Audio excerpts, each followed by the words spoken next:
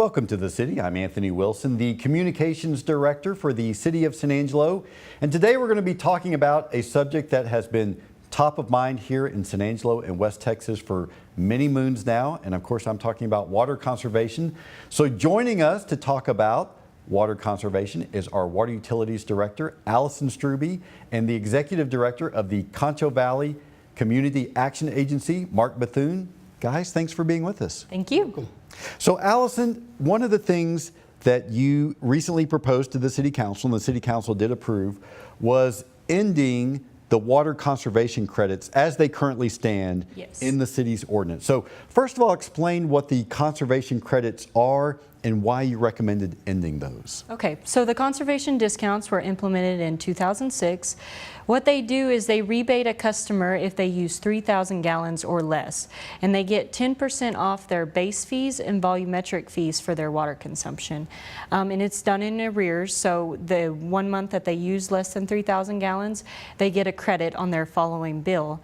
What we have found is that it's not always due to conservation that these customers are getting these discounts. Sometimes they're vacant homes and things like that that really aren't embracing conservation and being rewarded with that discount. So what we're trying to do is to provide true conservation programs.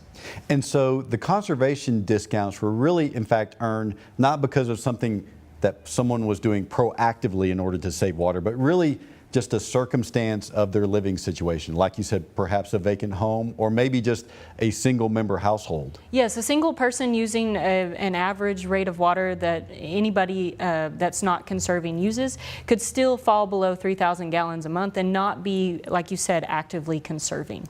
So in place of these conservation discounts and credits, you will be instituting 2 assistance programs for low-income water customers. Talk first about why you felt it was important to provide some sort of assistance and help to customers who maybe have some financial difficulties. So what we uncovered when we were trying to get rid of the conservation discounts is that we received a lot of calls that people rely on these $2 and $3 credits for their financials. And so we've heard a loud outcry from the community and talking with other agencies like Mark's. There is a great need for financial assistance in our community, and a lot of utilities our size do provide some sort of financial assistance programs. So the 2 programs that I think we've developed are not conservation programs, but they are in I guess the substitute of the conservation discounts that we give today. So you mentioned 2 programs. The first one of those is a low-income assistance program. Tell us how that's going to work. So with the Low Income Assistance Program, the utility is going to dedicate $50,000 annually. And what we're going to do is we're going to provide that to Concho Valley Community Action Agency. 5% of those dollars will be go towards administration. But what customers can do is they can come to the Action Agency if they fall within 150% of the federal poverty guideline based on how many is in their household. They could seek one-time assistance through the agency. And it'd be a first come, first served basis. And like I said, they could receive that, I guess, assistance one time a year. And so that's for low income families, but you also have a senior assistance program. Tell us about that. So the senior assistance program, those customers will also go to the action agency to get vetted. If they also meet within 150% of the federal poverty guideline and they're 65 years or older, they can qualify for a lower rate in that first 2,000 gallon tier.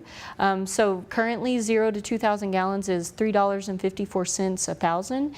They would get a 50% reduction in that first tier. And they would be qualified for that for 2 years, and then at that time they'd have to re-enroll in the program.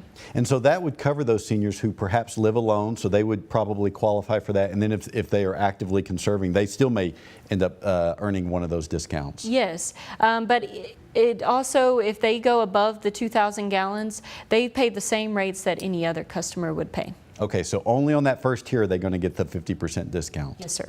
So, and you mentioned that both of these programs are going to be administered through the Concho Valley Community Action Agency. Mark, tell us why your agency was interested in partnering with the city on both of these programs? Well, first off, we think it's a natural fit. We're already the administrators of the federal utility assistance program in the Concho Valley. Of course, our largest clientele base would be Tom Green, specifically in St. Angelo.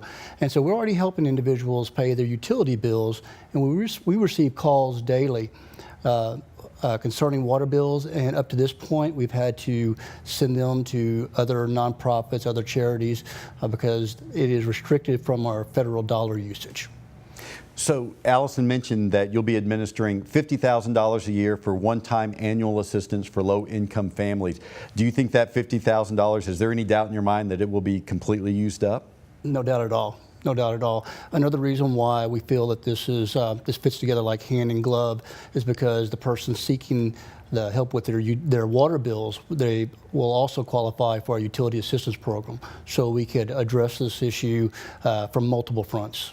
And Allison mentioned that the income guidelines for this will be 150% of the federal poverty level. Is that the same benchmark that you use for your other utility assistance programs? Yes, it is. And to give you an idea of what that is, it's a little over $25,000 for a family of two, and then about $3,800 for each additional person.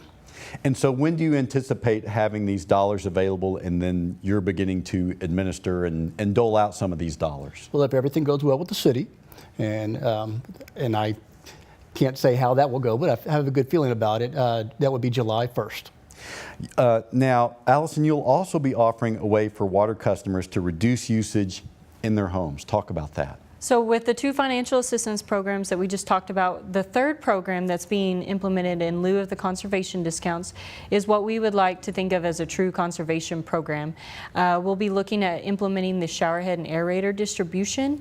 It's a part of our conservation plan that was recently adopted by City Council. And what we'll be providing, or what we'll be seeking, is about 3,000 kits, and it'll be, once again, on a first come, first served basis.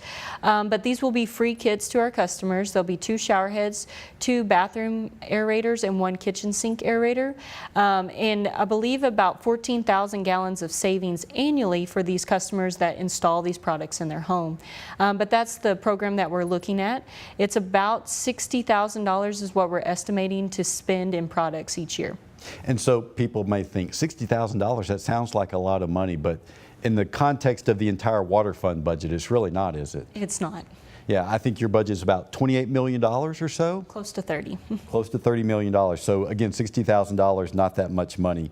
So do you envision more such programs to help or incentivize people to reduce their water usage? We hope that this is the first of many true conservation programs that get implemented by the city.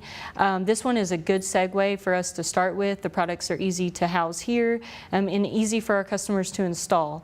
In our conservation plan, they label out several other programs, such as a toilet replacement program, a high efficiency washer program, and all the way out to landscape irrigation conservation programs. And so we'll use this as a stepping stone, and hopefully we can tackle inside conservation, inside the home, but also outdoor conservation programs in the near future. Now, these kits that you mentioned with the shower heads and the aerators, those are going to be free to water customers who come in and actually pick one of those up. When do you anticipate that happening? So with, like Mark talked about, the other financial assistance programs being available July 1, we are actually putting out the bids and those type of things because of the quantity we'll be buying. They reach thresholds that we have to put it out for a bidding process. And so we'll do that. Procurement will have to go through City Council and those type of things. So it may not be available right at July 1, but shortly after we hope to have these kits available at our facility. And so remind us again how people can receive one of these free kits. We'll be putting out dates that I think we're going to advertise and have a conservation day here at City Hall Annex where customers can come fill out a form and pick up one of these kits. And we plan to advertise, doing it every Friday for a certain period of time or something like that, where people can come and pick them up. You mentioned this is the first step as what you hope will be a much more robust, fuller water conservation program. When might you anticipate the next step, or do you have a timetable for some of the other measures? We don't have an exact timetable, but I think what we want to do is kind of see the baseline of what this program does and provide those results to City Council and try to work towards implementing the next one, but no exact timeline yet. So before we turned on the cameras, we were talking about water supply and how much water our lakes have recently gathered, and we probably have more water than we've had for decades now here in San Angelo. Why is it important to still be mindful of conservation? Well, I think that you have to look at the Twin Buttes and OHIV, all of them have been full at one time, and then we've all seen them at the drought levels that they've been at not that long ago, actually prior to last fall. And so it doesn't take much for those reservoirs to decline. Evaporation rates in this part of Texas are scary in terms of how much they can drop the reservoir. And so even though our reservoirs are fuller than they have been, the next drought is just around the corner. You presented some information to the City Council at the last meeting about how water usage has really reduced over the years here in San Angelo. Do you have any concern in your mind that people will be less vigilant about reducing their water usage because they know that we've had ample rainfall and it has helped to replenish our lakes? Well, we've already seen that usage kind of increase since 2016. 2016 was our lowest year of per capita usage. Since 2018, it has risen a little bit. Is that due to rainfall or is that due to people's habits? It's kind of hard to judge that. But what we want to try to do is keep people mindful of conservation, keep promoting it, even though we have reservoirs as high as they are today. And so if people want more information about water conservation and how they can save water, where's a good place for them to go get that? I would direct them to our website, cosatx.us/water, and that'll take them to several conservation tips, and then I think links to other sites with more.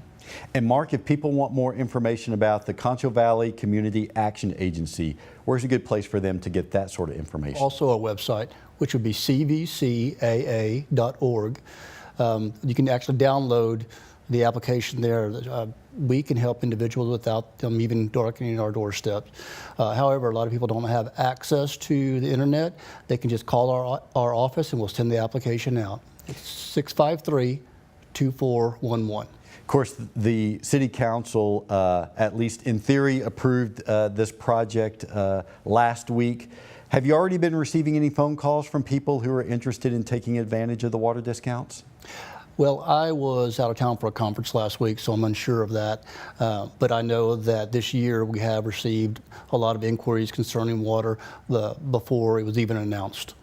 And so are these circumstances typically just families that are in some sort of financial straits, or what's the profile of someone who may be taking advantage of the low-income assistance program?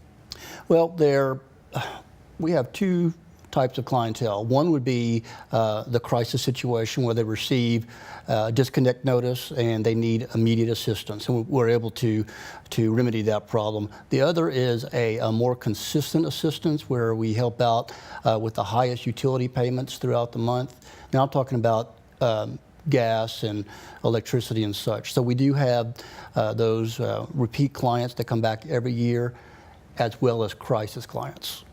So our City Council will be dealing with both of these programs at their next two City Council meetings. So if you'd like to learn more about that, we encourage you to watch the City Council meetings. They are on the first and third Tuesdays of the month, beginning at 8:30 a.m. They always air on the City of San Angelo Public Information Facebook page and live on SATV.